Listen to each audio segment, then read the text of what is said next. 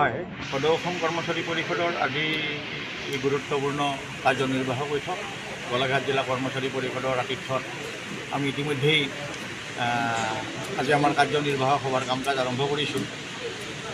আজিৰ এই কাৰ্যনিৰ্বাহক সভাত আমি আমাৰ সদৌ অসম কৰ্মচাৰী পৰিষদৰ সাংগঠনিক বিষয়, আমাৰ আগন্তুক যোৰহাট অধিৱেশন আৰু বিশেষকৈ অষ্টম দৰমহা আয়োগৰ বিষয়ে এটা আহি আছে আমাৰ সন্মুখত।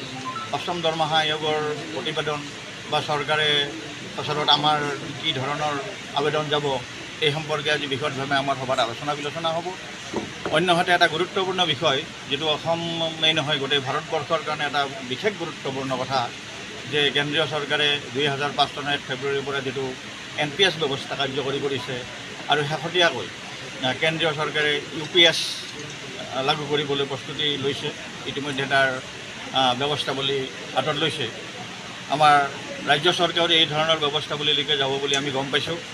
এই সম্পৰ্কত আমি ছেপ্টেম্বৰ মাহতেই আজিৰ সভাৰ সিদ্ধান্ত অনুযায়ী এটা অভিৱৰ্তন অনুষ্ঠিত কৰিম আৰু এই অভিৱৰ্তনত আমি NPSৰ বিৰোধ আৰু OPS বাহাল, মুখ্যতঃ মানে OPSৰ কোনো বিকল্প নাই, এই কথাষাৰে আজিৰ সভাত আমি বিশেষভাৱে আগুৱাই লৈ যাম।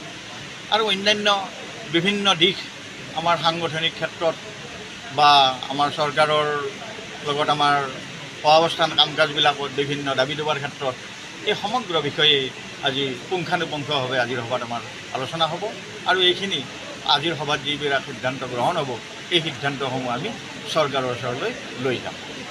আজি কোন কোন উপস্থিত আছে বাৰু?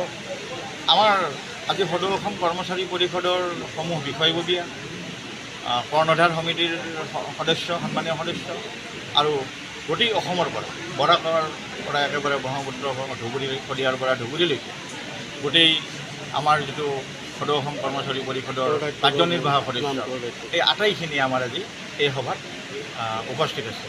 আনুষ্ঠানিকভাৱে আজি আমি আমাৰ যিটো সদৌ অসম কৰ্মচাৰী পৰিষদৰ মুখপত্ৰ কৰ্মযোগ, সেইখনো আমাৰ আজি উন্মোচন হ'ব। বিশেষকৈ আমি আমাৰ এইখন উন্মোচন কৰিবলৈ আমি ডক্টৰ কাজল শইকীয়াদেৱ, তেওঁ মহাপ্ৰবন্ধক আমাৰ নুমলীগড় ৰিফাইনাৰী লিমিটেডৰ, তেখেতক আমি আমন্ত্ৰণ কৰিছোঁ। তেখেতৰ দ্বাৰা আমাৰ আজি কৰ্মযোগ উন্মোচন হ'ব। মুখ্যতঃ আজি আমাৰ এইখিনি বিষয়।